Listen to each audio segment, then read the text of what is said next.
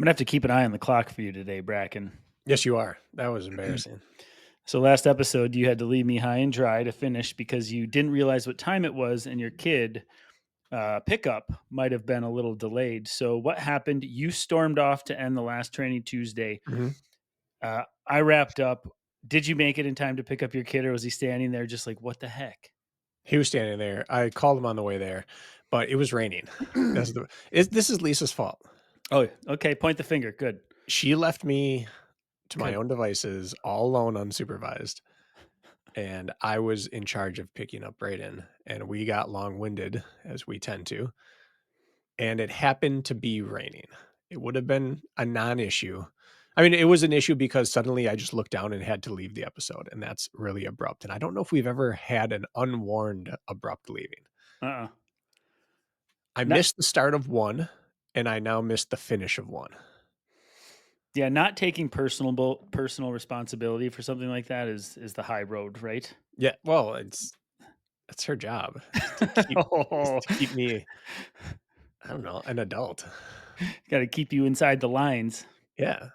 Yeah, Mm. I'm aimless. I'm a little It toddler without her here. honestly, without Jess in my life, like I am it is so helpful to be kept on schedule, to be reminded of what's important and what's not, Mhm.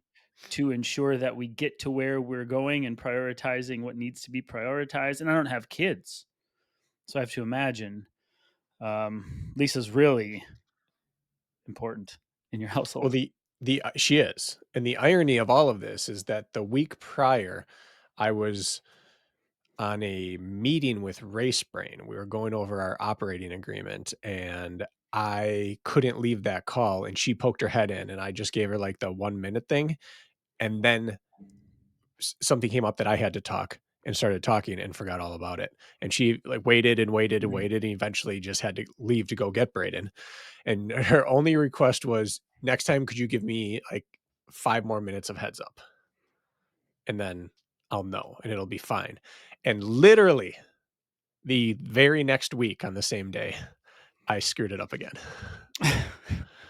As I've said many times, we are Neanderthals. We learn slowly and hard. Once we Yeah. learn it, we're good.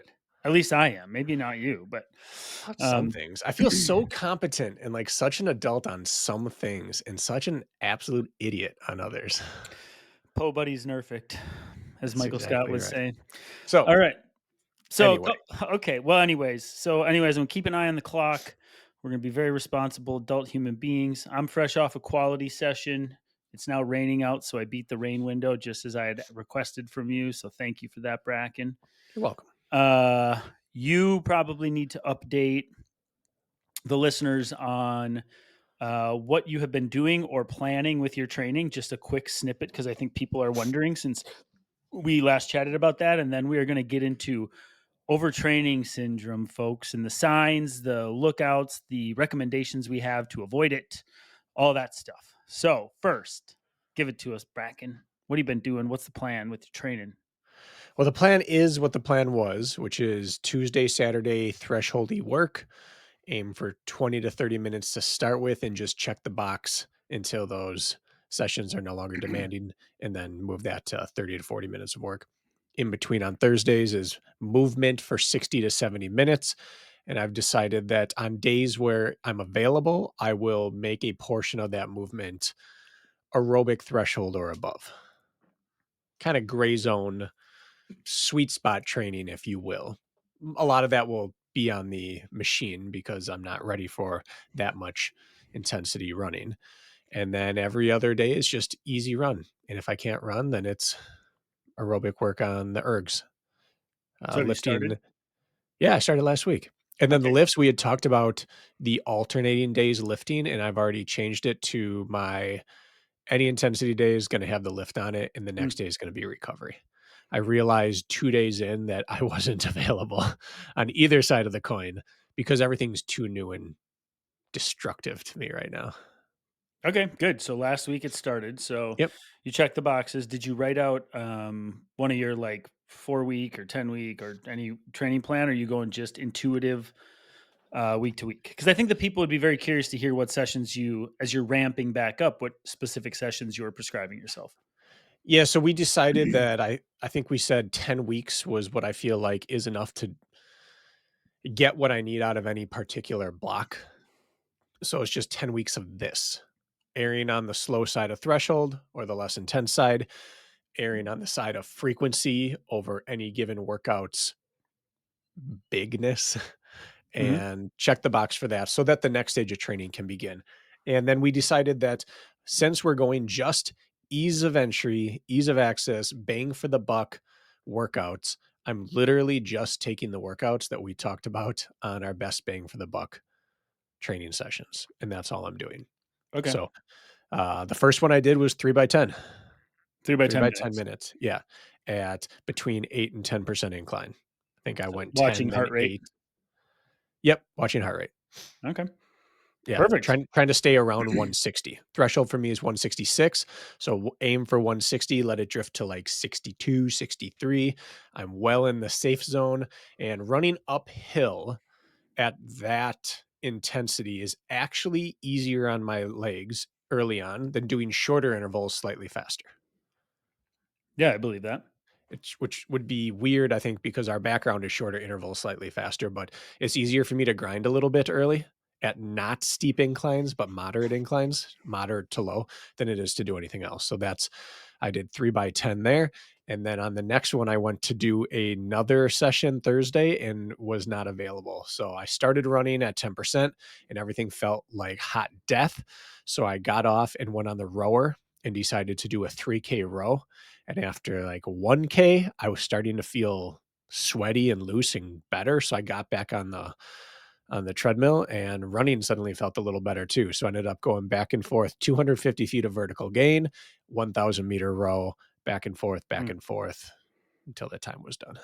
Sneaking in non-running specific volume intermixed with running, it's such a good bang for your buck if you wanna stay healthy Yeah. and available and get the work done. The interesting thing, which we've never talked about this actually, what I have found, because you said a birthday, you're another year older, 37, Yeah. 7, 38. 38, sorry, I have to remind myself, 38, is the whole, like, body warming up, being a liar, not feeling ready for the effort. Like, for me now, if something real is going to be done, it really is most like 9 out of 10 days is like body will fight you a little bit. Once the core body temp actually gets up and a real sweat starts, and then finally the tissue fascia, like your old bones start like actually Yeah, warming and loosening up. Like there's like something to that that is more and more prevalent as you get just a little older, and you're probably, excuse me, probably to about that tipping point, for sure I to be am. honest. Yeah. It used to be the warm up was required for me to feel comfortable at intensities. And now the warm up is required for me not to feel like I'm getting injured. Hmm. Where like when I started Fun. that run, my Achilles and calves and hips and hamstrings were all like, we're overstressed. We can't do this. It wasn't like a speed thing. It was Mm. this is too much stress. And then by the time I was really sweating and, 12 minutes in or whatever, suddenly they were feeling normal, and then the Hmm. intensity was also fine. But that didn't used to be a thing. It was only this is uncomfortable intensity wise or not. Now it's the warming up of the structure. Yeah, and like you said, all the soft stuff. Uh-huh. That's interesting. Okay, cool. So you're on plan. That is the idea. Best bang for your buck workouts. You're doing a lot of heart rate, ion threshold. I think the big thing for anybody ramping back up or regaining consistency is like it, it doesn't need to be flashy. It doesn't need to be fancy. It doesn't need to on paper look like this super elaborate session. Like 3 by 10 minutes on a random incline sounds like pretty uninspiring, but it Yep. is the bones of the build. And Right. so it's just like important to remind people of that. Someone asked like, how's it going? It's like, well, I'm firmly in the everything's tired and sore stage. Good. Like, no, it's not going well. It's the box is getting checked, but no, I'm gonna feel worse every day for like 10 days. Mhm. And so that's where I'm sitting right now. And then we had just life update. We had Ayla threw up Tuesday night, Wednesday night, and then was done in 12 hours. And then Thursday night, Mira started, and hers lasted 30 hours. Not puking the whole time, but had like I always track it, so I always say the numbers, but she threw up 17 times in the first however long. So then I'm like, they're glued to me during that time. That's their their coping mechanism. So at the end of all that, I went 2.5 days without doing anything really. And most of it was spent laying with them. And Mm, I got up and that evening went to do just a run, an easy run. So I set it to 8% incline because that's like my sweet spot that feels good on my body. And I want to say it would have been like 4.5 miles per hour. So very light, mhm. like under 1,000 calories per hour on the Nordic track for anyone who speaks Nordic track. Within 5 minutes, I was over 160 with my heart rate. Oh, And I yikes. was convinced I was getting sick because, again, that's almost lactate threshold for me. And I got off and stretched a little bit and talked with Lisa and then got back on. And then it was down to 130 and just chilled there. But it was like, it was that system shock of doing nothing with your body for Oh, almost 3 sure. days. It it manifested as there's something drastically wrong with me. But again, it required a warm up and then I was fine. You have a pukey household. You know what? It sounds like that. But prior to when I got it Christmas Day, we had gone like a full year without anyone throwing up. And then we just had it for like 2 weeks that we were passing back and forth. And that was January. So we've gone 4 months without any sickness. But it feels really bad because we keep talking about it on here. But in general, I'd say we don't. But in this snapshot, it's been rough. You're not you're living in your own reality, your false reality of I think sickness. so. Like I want to Uh, say Ayla's thrown up on like 4 different occasions in her life. hmm. She's 10. I was around my niece yesterday who had been on a throw up spree the 2 days prior, so I don't know if Mm, that'll bite me or if she passed through it. I guess I'll just hold my breath on that one. But yeah. we got no time to get sick in the DeWindt household. We got less than 4 weeks. It's a Yeah. marathon day. We're in the sweet overreaching zone. We got to get through it. So stay away. That's right. All right, I have 2 announcements to make before we get into the true topic of the day, and that's about both of them are about our online training program through Training Peaks. The first is that we seem to be having a sign up bug happening in which your payment goes through, but we do not receive the email that it triggers to say that we have a new sign up. So immediately, we found this out right before we started talking today. So immediately upon this being finished recording, I pick up Braden, then I come back here and I will get to work on trying to figure that out. But in the meantime, if you sign up for our training plan and you do not get an onboarding email from me within the hour, please reach out because we do want to make sure that's fixed, which is doubly unfortunate because the second announcement is that we revamped the training plan a little bit to go further in on threshold training. So the training will look 50% very, very similar and 50% threshold spin on familiar. It'll still be a lot of the same workouts, but we're adding a new component to it. So we're having A and B weeks in our programs moving forward for the next block of training. And A weeks are threshold weeks, like going in on threshold weeks, and B weeks are sports specific weeks. So look forward to that. If you haven't got on board, now's in theory a really good time to do that, but we are also trying to fix the registration page. So hopefully by the time this airs, this is not even an issue anymore. Double down on the threshold, baby. I've Double been down. living in threshold. I've been with lactate up to my eyeballs just below it. And baby, does that make some good, sweet fitness. Double down on it. Swim in it. That's all we That's what gotta I'm do is saying. make sweet, sweet fitness. That's it, really. All right. Anything else? Oh, and when you get in touch with us, get in touch with us on the Running Public IG. Just send us a message, and then we will get on that. We got a few over the weekend. Just alerted us like something was up. So, does that cover it? That covers it. Let's hard pivot, start the episode. All right. Overtraining syndrome. I've been wanting to talk about this for a bit. And then we had a great conversation with Rich Ryan a few weeks ago. And if you haven't listened to that, go and listen to it because Rich had found himself in a bit of overtraining syndrome, which snubbed his progress, really. It halted his progression and he was underperforming because he was in a constant hole. And you don't really realize in the moment that you are there until you're like well in it, unless you know what to look for, right? And Even when you do know what to look for, it gets cloudy because training fatigue is a normal part of this thing, but it's like one step beyond that and it lingers, right? And so everybody is susceptible. If you are running 20 miles a week and training for your local 5Ks, I hate to tell you, you're susceptible to overtraining syndrome. If you're running 100-mile weeks, trying to do high rocks, do it all, of course, you're susceptible to overtraining syndrome. But because what you're not doing is at the level of the pros doesn't mean you are exempt from falling trap to this. And so the first thing I want to say is it doesn't matter if you're not running 70-mile weeks, this could still happen to you. Right.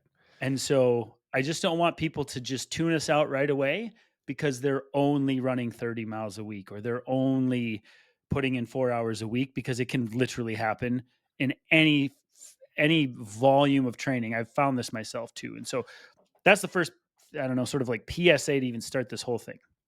Yeah, it's spot on. And to piggyback that, we see this kind of like snarky gotcha meme from time to time online in the fitness industry, and they'll say, "There's no such thing as overtraining. There's only under recovering."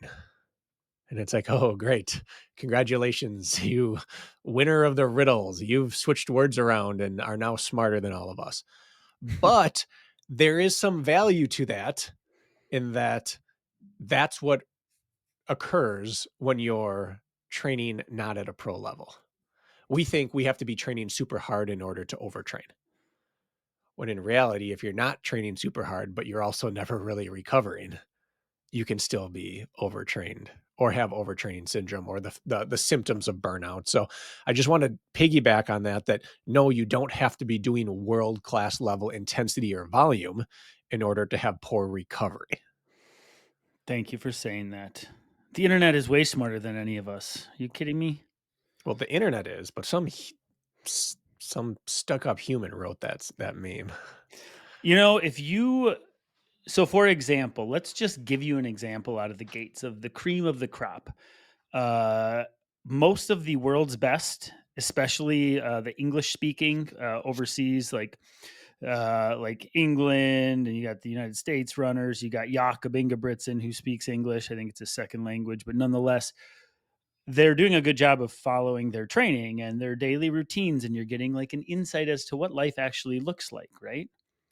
And even if let's just use a Jakob Ingebrigtsen, for example, and let's say he's running 70 or 80 miles a week at peak. He's injured now, but you'll understand where I'm going with this. You follow them, and what happens? Well, Jakob, he gets about 9 to 9.5 hours of sleep a night. And after his morning session, whatever that entails, he goes home, he has lunch, and every day, guess what happens after lunch? Takes Nap a little time. nap. Yep. Nap time. And then he gets up, he has more food, he has a PM session, he unwinds. I'm sure there's other obligations to his career, of course, that are on his computer and media stuff, of course. But every single day, these guys are living Groundhog Day with very little distraction from the task at hand. And so comparing yourself to the pros who go to bed at 10, get up at 7:30, train from 9 to 11, eat, nap, do a second session, in bed again by 10, rinse and repeat is not comparable to the life that you are No. living. And I hate to break it to you. So using them as the example of what's possible, great, dream big. However, we need to factor in that the dumb saying Brakken said holds true in some cases for these pros who it is their life. And it's so easy to mold after these guys and Mhm. girls. It So is. that's an example right there of why they can and why you maybe can't. Right. And it's not, you can't do like a one-to-one equation to try to like a ratio really of training to rest for them and you. But if they're doing 100-mile weeks and sleeping, I don't know, 11, 12 hours every 24 hours, and you're doing 50-mile weeks and getting 6, that's a roughly equivalent work to rest ratio. So even if it's not exactly the same, if you're training half the amount as them, but you're also sleeping half the amount, you're probably just as susceptible to under recovering. Yeah. Add in the fact that your life is probably more stressful on a day-to-day basis than a pro athlete's is, albeit different stress, then you're super susceptible to it just like they are. So again, just long-winded way of don't tune this out because you're not running 100-mile weeks. We Yeah. are surrounded by people with stress fractures and burnout and fatigue who aren't running 100-mile weeks. So, what is normal fatigue and what isn't?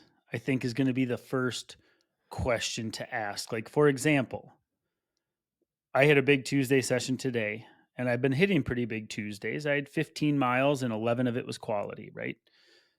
I know what fatigue is going to be the next 2 to 3 days for me, and it's going to be noteworthy, Mhm. right? This is the point. It's okay to be sluggish, to be stiff, to not wanna, to have metrics that don't look great when you go for your next recovery run, or I have leg strength tomorrow and I know exactly what's gonna happen. I'm gonna get going and be like, oof, I got nothing today. It happens every time after a big Tuesday. Yep. But that's normal in a sense where you're swinging big and then the pendulum comes back for a few days afterwards. Would you agree with that? Yeah, and there's basically a time table that you can work off of. Aerobic work is about a 24-hour cycle for most people. You do it, you're recovered enough to feel good and do it again 24 hours later. Anaerobic work on the low to moderate end is 48 hours. High end anaerobic is 72 hours. And strength training sits between 24 and 48 for most things if you're not an animal. The absolute animals who have a lifelong training can get to a place in strength training that they might not be able to touch that lift for like 5 days, 7 days maybe. Mm. But for most things, upper body and lighter lower body, it's 24 hours. Hard lifting is about 48 hours. So you have those recovery cycles that are pretty much like nothing set in stone, but that's pretty much the template for most human beings. And that's a good place to start with it. If the easy runs are, I'm feeling a little bit blah the rest of the day, but I wake up the next morning ready to go again, you got a good handle on it. If your intense speed sessions are taking you 2 to 3 days and then you're back, that's about right. If your tempo runs are a day and a half, 2 days, and you feel like, well, I'm ready to do that again. I'm looking forward to the next one. That's pretty good. It's when any of those things start to seep into the next ones that you're like, that I'm just kind of always feeling I agree with all not of that. looking forward to the next one. Well, that's actually a big part of it, like your emotional attachment to the work itself. I think that is actually a pretty big indicator, like not wanting For to sure. or almost dreading it. But talking about like the normal cycle of like of how you should feel after like a big session or just any sort of intense training session, I agree with about 3-ish days, for example, if you're hitting an early week hard session, um, and then you go for a recovery effort either that day or the next day, 2 days afterwards. In no way should you most likely, if you kind of did your job in the training session, the hard session, feel like springy light or like you want to go fast. It's almost like a kind of running through sludge, slog ish feeling where you're running slow. The body structurally doesn't want to move faster. And the heart rate probably doesn't want to go with it either. You're like, oh, heart rate does, it's not like jumping up either today. And that's normal. And that feeling for me will last probably 2, sometimes 3 days, depending on how big the session is. Like, gosh, I'm pretty fatigued. I didn't really enjoy that run very much. I just got through it. Right. But then the next time your long run over the weekend or a quality long run comes around and you wake up that Saturday or whatever and you get into it, like, oh, it's back. I'm here again. And I Mhm. feel like I'm in control of my effort. And I didn't think that'd go well because the last few days I felt like crap. But here it is again. That is sort of the perfect training cycle, Yep. in fact, right? Big effort, low grade. I don't care how much volume it is, but recovery work between that feels kind of icky because you earn that fatigue. And then when it's time to work hard again, it just came back in time and you get a good productive session in. And that cycle just rinse and repeats itself for perpetuity if possible. But that's like I think a normal that's how I go about my normal week anyways. Do you find the same or what do you find? Yeah. Yeah, that's definitely it. And when I was younger, it was a day less or It half a was day less. quicker. Yeah, you're right. Yeah.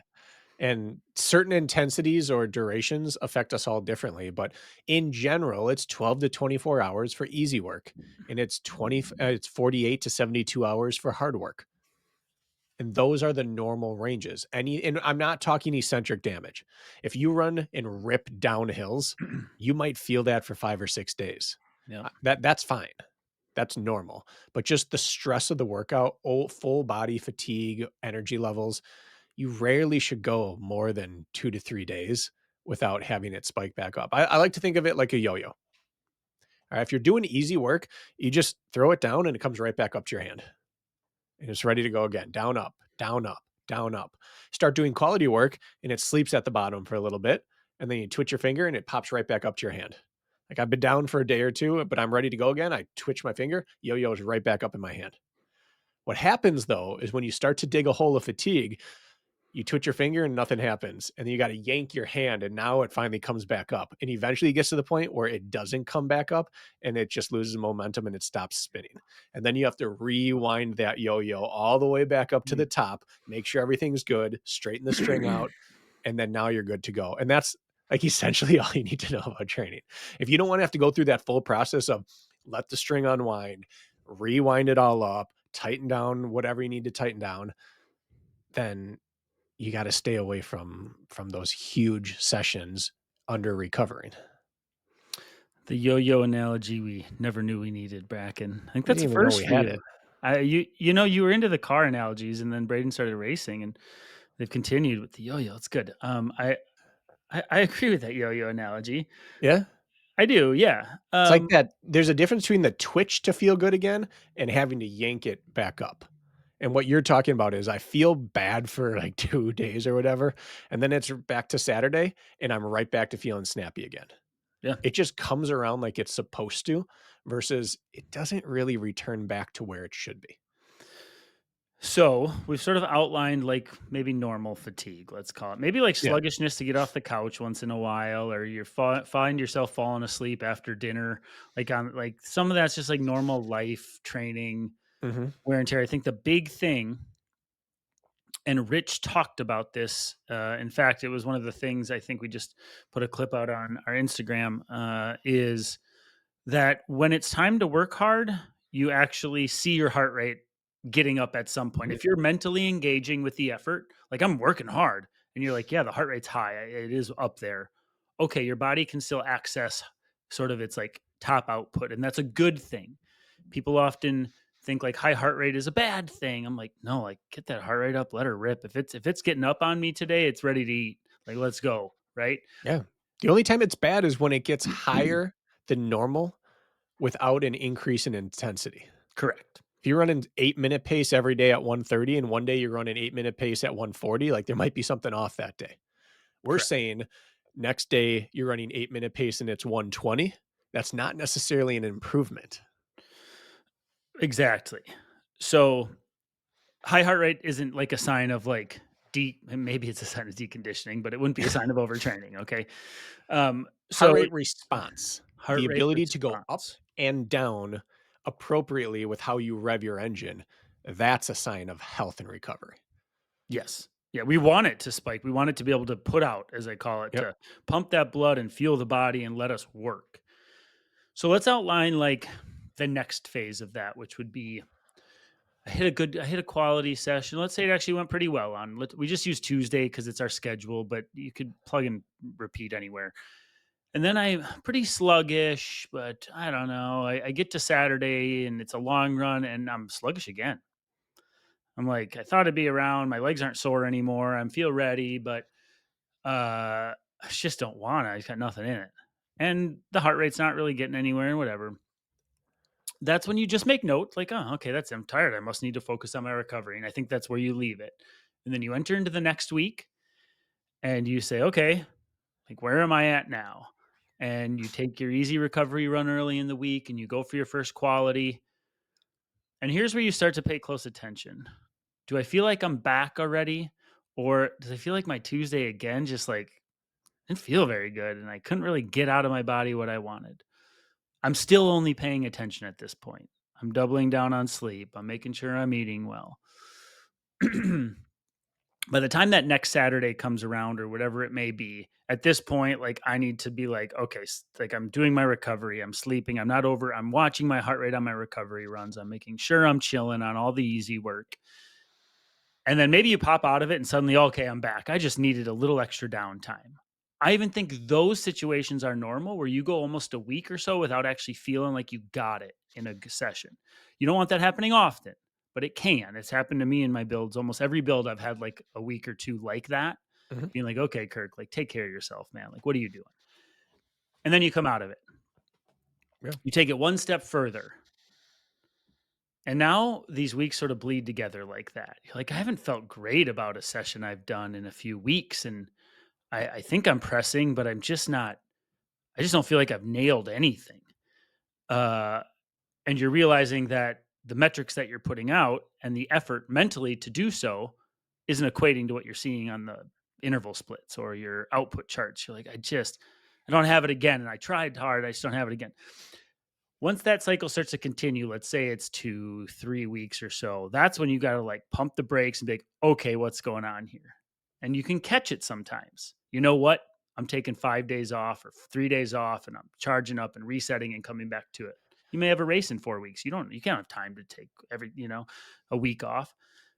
But I think that would be like the tipping point I'm trying to describe as to what is sort of normal and proceed normally or proceed with caution versus like, okay, I need to start paying attention to this. Do you have a way of describing it that would outline it for people? Not drastically different, but it's literally the process you described, which is identify the symptom, apply a low level intervention. And if that fixes it, you're good. And if it takes 2 or 3 of those to fix it, now you keep an eye on it. Now, if it requires a moderate level intervention, now it's your first real warning sign. And then you don't want to get to the point where you need an intensive intervention. Explain what you're implying by saying low level or moderate intervention. Yeah, so low level are things that you can apply anytime and they do not interrupt your life really or your training. It could be, I need to foam roll a little bit after this session. I'm going to try to squeeze a nap in this weekend. I'm going to go to bed an hour earlier one of these nights. I'm going to hydrate a little extra good. I'm going to use the Theragun. Those common little things that not everyone can nap at any given time, but Mhm. that you could really do without really much effort or changing your training at all. That's Pushing low your level. Tuesday quality back a day to Wednesday because you can feel fatigued. Choosing not to go for a long run one weekend and just replace it with a recovery run to give yourself a little more time to get back to center, things like that. Yeah, and I'd say those when you start adjusting workouts, it starts to be towards a moderate intervention. Okay. I'd say low level is anything that doesn't require your training to change.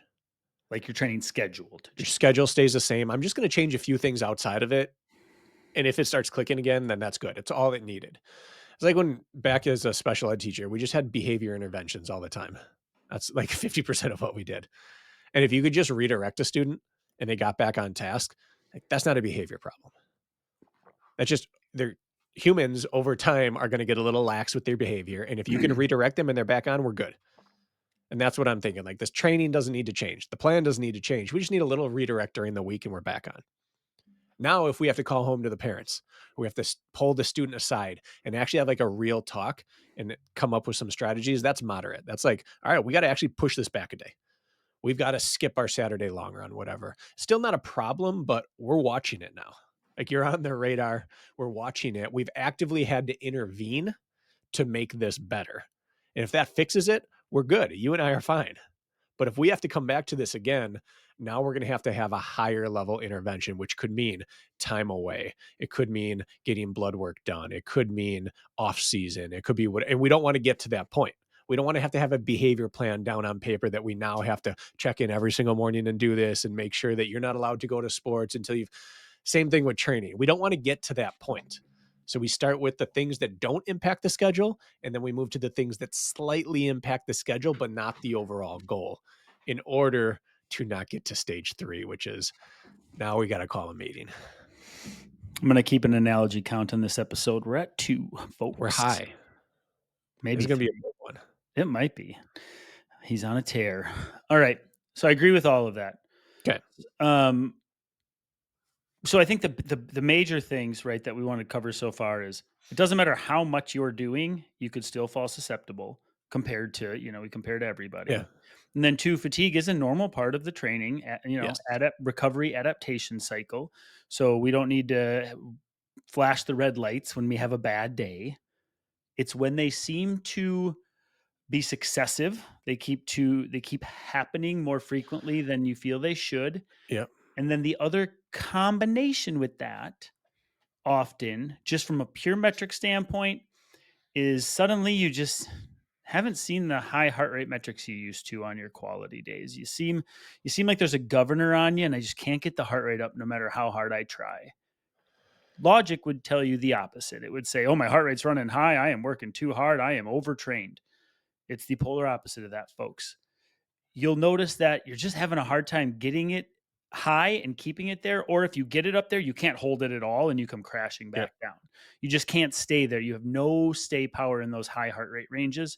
It's almost like you can't go out in the sun anymore. Suddenly you're getting sunburnt in 5 minutes instead of 2 hours. It's like, what on earth? I just can't stay there. At the same time, That's and again, 3. Third analogy. Great job. well, that was, I was counting your analogies, not mine. Well, it's a team effort, Kirk. Now, to make it more muddy, that may happen to you in a normal part. You're tired, you haven't come around by your long run and your heart rate goes nowhere. You just can't. It's just so low Mhm. and you can't. That's still normal on occasion. It's the Mhm. consistency of that happening that you need to look for. And in conjunction with that, often you may also notice a weird thing where, like, even on recovery days now, your heart rate's kind of higher than it used to be. Yep. So it's a weird thing where your window shrinks. It's like your recovery might be 5 beats a minute higher at the same effort or pacing, and then it might be 5 to 10 beats lower on your quality days. And Mhm. so it gets confusing because the heart rate will want to rise when you're going easier because you're just in an underlying state of fatigue, but then it can't access the top ranges. So you almost see like a shift, opposing shifts on each end. Yeah, you do. And let's just make this let's get our fourth analogy going already. What you want to have happen is you wanna watch your RPM react appropriately to how you push on the gas pedal. I If was just you Go ahead. sorry, no, sorry to interrupt. You used this great example or analogy when we were talking to Rich about one of the a book you had read about a pro athlete saying his warm up would tell him everything. Yeah, Not to sorry, you tell your analogy and then maybe tie that in. I will. So, when you're in your car, we all know what it should feel like. We press on the gas, you see that gauge flick up, you can hear the engine rise with it, and it just feels synergistic. Which is just normal. You never think, synergy. You just don't think anything. It is just doing what it's supposed to do. You go to get on the on ramp or start at a red light, and it just what you put in is what you get out, and you don't have to think about it. But the two things that can go wrong with that are one is that you just turn it on, and right away the engine's like, and you're like, what is going on? This is idling like crazy. Like And in a that's cold what Kirk, day when you go yeah, start it. Yeah. that's what Kirk's talking about. When you go out for your easy jog and it's skyrocketing already. Like I had that a couple days ago where I thought, "Am I getting sick? I'm running at 160 jogging here." That's an inappropriate heart rate response. The opposite is that you go to push on it and you push and it just goes like I Mhm. can feel I'm not getting out of it what I'm putting in. And in a vehicle, you wouldn't be like, "Oh, this thing's getting more fit. I bet we have more horsepower." More horsepower doesn't mean you're going to have a lower RPM necessarily. It means you can rev higher now and it's not going to be bad on your system. And we have to think about it the same way. If we go to press on the run a little bit and our RPMs don't come up, that's not necessarily a good thing. That's saying my engine's not responding to how much gas I'm putting in. And if you just start to jog and it's revving right up, it's not like, "Oh, I'm responsive today." It's like that's not good either. We want to get exactly out what we put in and it should snap up immediately as you push it. We don't want any lag between when we push on the gas and when the engine spikes up. So number 5. There we go. So what that ties in, and I think it was Marius Bakken who I read about doing this, but I could be wrong with that. He basically had red light, yellow light, green light days when he would go to do quality work. And when he was warming up, as he did his easy running, and then he would do like a couple minutes of steady state and some strides before the workout. If it was just normal going, his heart rate looked normal, it was a yellow day. It's not full green light. Like this isn't a I'm not on a flyer today, and it's not red light. Like there's nothing wrong. It's just yellow. Proceed with normal amounts of appropriate caution. And he would say that he would get like a good amount out of that workout, but nothing special. And if he got on the treadmill or whatever he was doing and he started to warm up and he just couldn't get his heart rate to respond the way it normally would, it was just a little sluggish. He's pushing and it's just going, "Rrrr." That's a red light. He would cancel the quality session and he'd wait until he had at least a yellow light day because he knew that no matter what he did work wise, the cost to him was never going to be in line with the benefit he actually got out of it because he wasn't going to accomplish the intended work. And especially since he was big on lactate threshold training, he wasn't going to produce what he wanted to produce at the effort going in. So the recovery cost would skyrocket and the benefit would just not be very high. But then on days where his heart rate was kind of twitchy, like he blipped the throttle and his heart rate spiked right up where he wanted to, and then it would drop right back down. Those were his green light days, and he would adjust the workout to be bigger. He's like, I'm on one today. I am in the sweet spot of training. My body is receptive to work. Let's say he was going to do 8 to 10 by 1,000. He's doing 10 to 12 that day. He would adjust the workout based on what his heart rate was doing during his warm up sequence that he did. And on his responsive days, he leaned into it. And if it wasn't responsive, he would just push the workout back until it was responsive. Yeah, good and bad gas mileage days, really, when you look Yeah. at it. That's why this is the interesting thing about. I mean, this is confusing. It can be confusing because on the other side of the coin, let's say you're starting to work, you get into your race even, or you're doing a 6 mile tempo or whatever, doesn't matter what it is. And you're like starting to work and you're feeling good, but the heart rate is like still chilling. That's different than starting to work, not feeling good, and the heart Mhm. rate is still chilling. Like Yep. the goal eventually is to like run faster at a lower heart rate for longer so we can access more durability and late speed in a session or a race. And so that's why it's so blurry, but a lot of it has to do with how you're feeling while doing those things. If I'm working hard but comfortably and my heart rate is just revving, but I'm feeling like I'm not fighting for it, great. Yep. That same heart rate at that same pace, but you're fighting for it could mean a completely different thing. And Yeah. that's why it's a little confusing.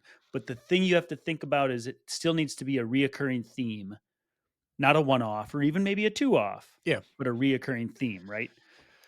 Where it just hasn't gone. Well, I remember a phase back and I pulled the plug for about 10 days. It was like 4 weeks. I didn't have one session I was happy with, felt good in, or was proud of. 4 straight weeks of that. Like, Yep. okay, I've walked into the wall for 4 straight weeks. It's time to take the Yeah. door to recover, right? Like, okay, you idiot, take the door. But sometimes it takes that sort of like, the subject study needs to last a little while sometimes, but Yeah, and sometimes that's it the is. goal of the training block. Right. But in general, I've talked about my rule of 3 on returning from off season or from burnout, that you have to feel good and want to work out for 3 straight days before you get to. It's kind of the opposite when you're looking at fatigue.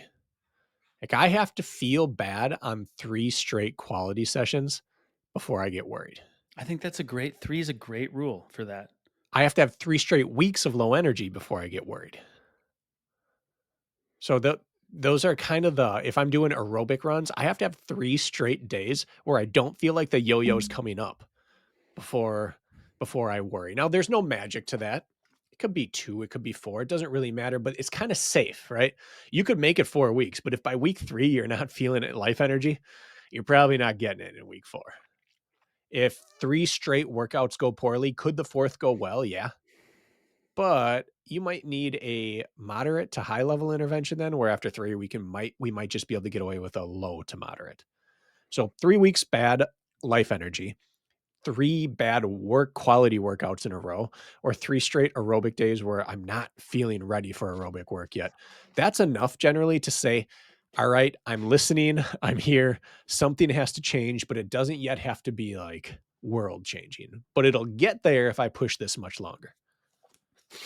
And you talk about like what should a normal training week feel? I know I've hinted or I've spoke about this in previous episodes, but for reiteration, like I mean, this is pretty staple for me, and I think this should be fairly staple. excuse me, for you listening at home.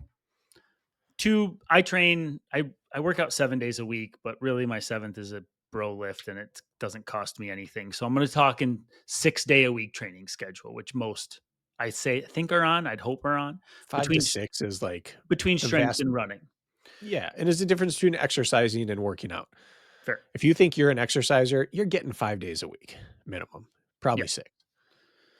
So 2 of the days, like I'm looking forward to with anticipation, and I generally feel good. Like I feel good, and I'm happy with the result. 2 days a week, I am apathetic. I could take it or leave it. Maybe it's been a long day, and I go through the motions, but I have no real emotional excitement or dread. It's just like a net neutral day, Yeah, physically and emotionally. And then 2 days a week, sometimes for me, it's even three at this point when I'm in heavy training. I don't want to, I don't feel good, and that's normal because every action has an equal and opposite reaction. And a good day followed by good work is followed by a sluggish day and probably a sluggish mind that's also recovering. And so the 222 is like a pretty good, like balanced training cycle. But like the idea that we should feel good every day and want to every day is an absolute fool's errand and a pipe dream. And you think you look at these Instagram influencers and these high end racers and models, and you think that they're just effortlessly floating. But if you really knew the internal dialogue and the inner workings of the day to day, even then you're seeing their highlight reel. You're not seeing the in between, right? Like I'm doing these workout of the weeks on my Instagram, and all you're seeing are the flashy highlight big stuff. You're not seeing how I hated my life for my 10-mile midweek long run and wanted to stop 2 miles in, but didn't because I'm too disciplined, even though I hated every step. That's normal. When it starts to sway from that general 222 rule, suddenly it's like, I don't really want to, even on my quality day, the anticipation become low. They become even dreaded when it matters. Once in a while, that's normal. yeah, Really is. But if that consistently becomes a theme too, just your emotional attachment to it and coupled with your physical like ability. We've all had days where we are like really excited about something and then we go and we lay an egg, or we have days where like we're tired, we got no sleep, we're not looking forward to it, and it goes surprisingly well. Like those anomalies always they happen. yeah. But I think It that's just like general rule. If you're training towards a goal, like trying to challenge yourself and gain stimulus by slightly exposing yourself to more stress than it's used to, and then backing off like that, the general style of training that it is, work hard, recover, that kind of thing. The only types of people that actually feel good on a daily basis are freaks of nature, people who are doping, or people who are lying. Mm. They're either not working as hard as they say they are, or they're putting on a front for the video, or they're using some sort of chemical that enables you to recover crazy well and feel good, or you're just insanely gifted. There are some people that just feel great doing the thing that is training to them every single time, or close to that. The only time normal people feel good more often than not in training is when they are super fired up about their goal. That's really the only time. Even that is a shelf life though. But Red still comes exactly, through that on has a that. shelf life. It cannot be sustained. Mm. Most of the time, fatigue is just a real issue. When I'm in my best training, best sustainable training, I would say that historically in my life, I have felt good on probably less than 25% of my aerobic days. My recovery days, my easy days generally feel pretty crap. My quality days take a lot out of me, but I generally feel pretty ready for them. But as a result, I feel pretty bad, heavy legged, sluggish, tired for my in between days. But I come around just in time to be excited about the next quality. That was like my entire life in Colorado. I felt crappy on almost every run other than my quality work. Mm. But I could sustain that because I came back in time for each one. Now, some people are the opposite. They feel crappy on their quality days, but feel better running aerobic. And maybe that's my setup as an athlete. But point is, I spent 3 years out there where if I was running, well, let's just say I was averaging probably 60 miles a week If 3 of those, 2.5 to 3 were quality, that was probably 20 miles of quality a week, 40 miles of aerobic. I felt crappy for like 38 miles per week, well over half. Mm. And on the ones I didn't, it was because I warmed up and loosened up throughout the run. But I started, from what I can recall about my high level training days, I felt bad at the start of every single run. And then I'd feel good by the end or I wouldn't. But on quality days, I'd be ready. So there is some normalcy to every morning getting out of bed tired and thinking, why am I even awake? I Mhm. can't work out today. As long as it comes back around and you're fine throughout, you don't want the fatigue to follow you all day long. It has to come back around at some point in a way that's sustainable for your schedule. But yeah, some people do need to realize that if you're truly training, you're going to be tired. You're going to be sore, but soreness isn't necessarily indicative of training, nor is tiredness if it goes past what it should be. Too much fatigue doesn't mean you're getting great training. It might mean you're no longer absorbing any of your training. Right. Just can't get ahead of it.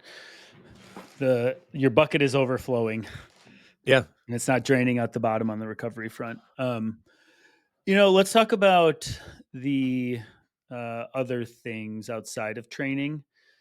Couple things that I've noticed for me, and it could be chicken or the egg, and it could be maybe a bit of the rich getting richer and the poor getting poorer.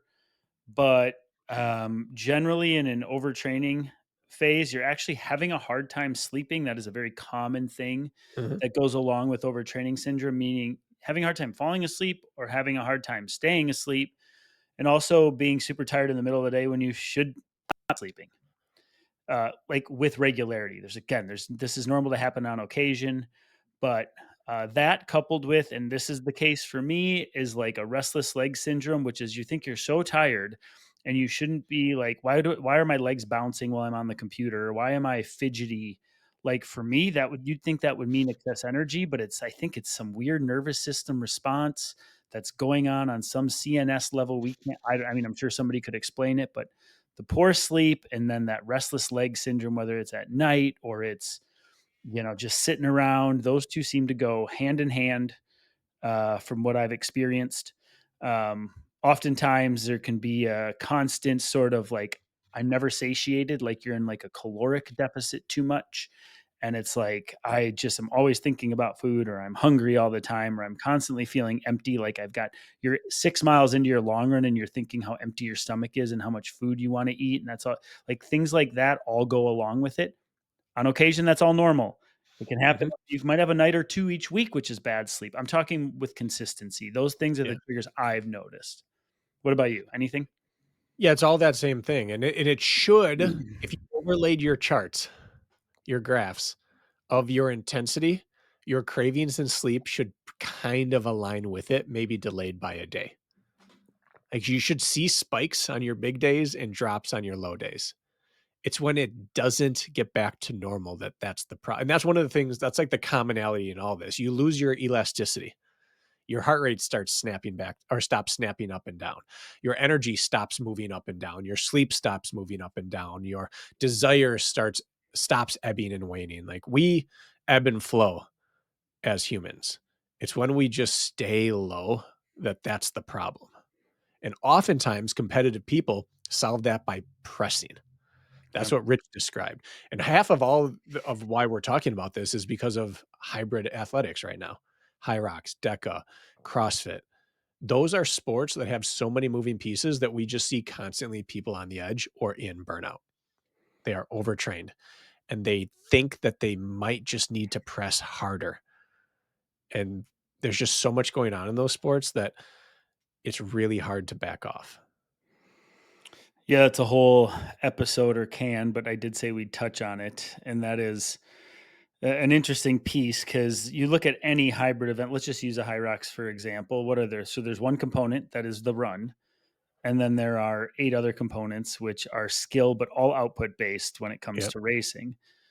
And so the need to get it all in on top of then this pursuit of power and strength, which I think it is needed, but not as much as those people think. But nonetheless, you go, I have 7 days in a week. That's how we most run a 7 day schedule. And where am I going to fit it in? And as if I go all out on the rower and ski erg, and maybe I do a little assault bike that day, I'm totally fine to go hit a hard run session the next day because it's a different type of movement.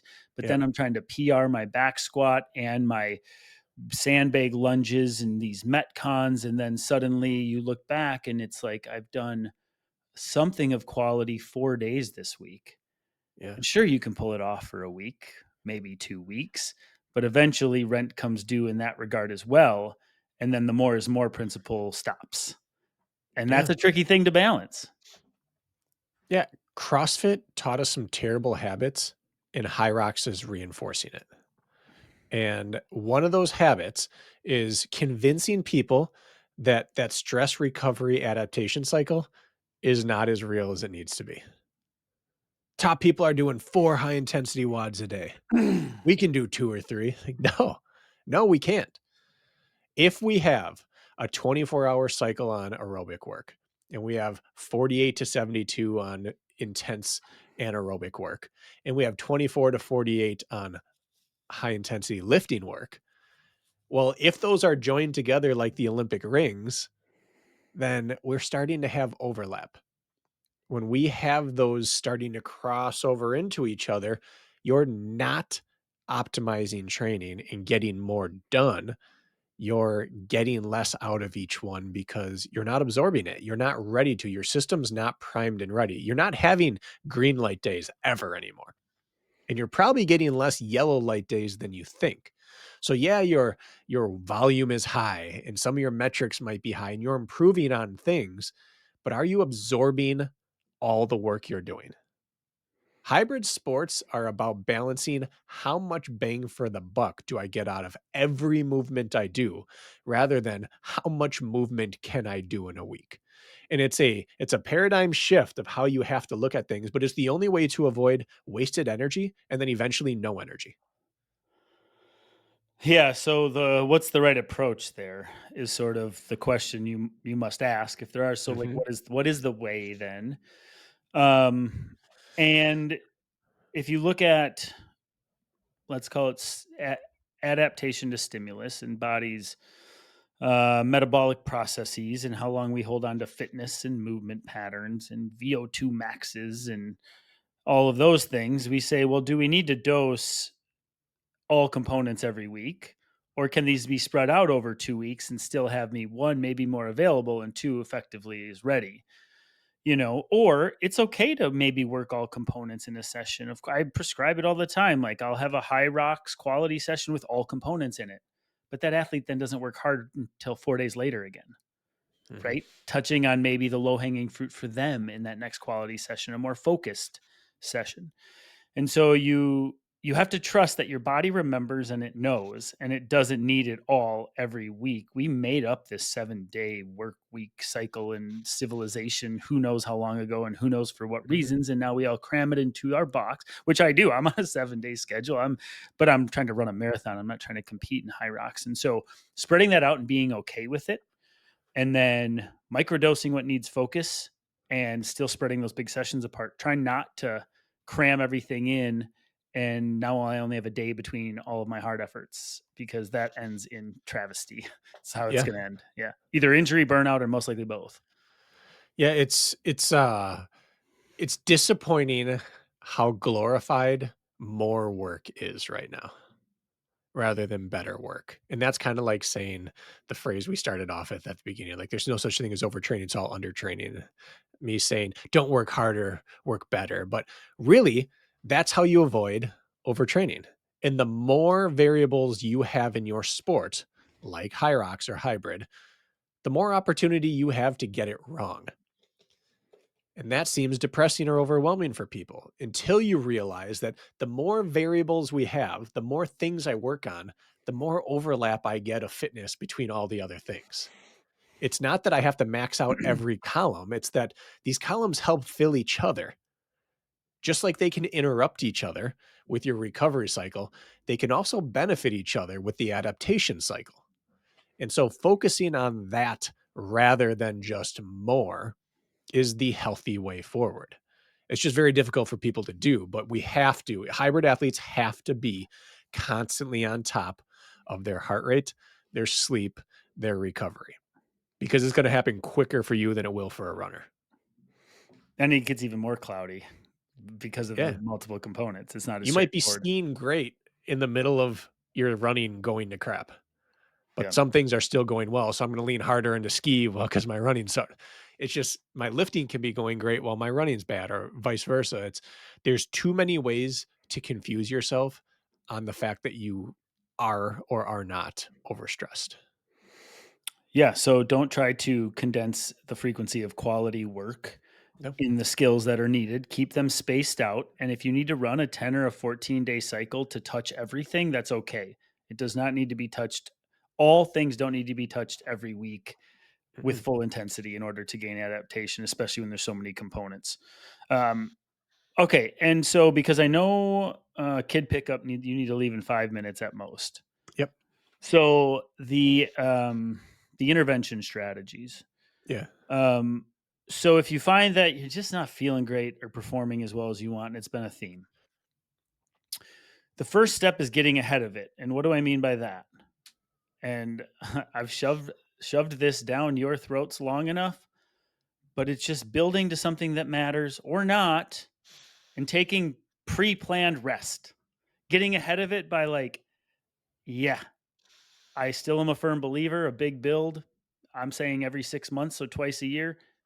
A week off of purposeful training is a requirement, even if you already feel good. Even if the race you just went and aimed for goes great, just get ahead of it.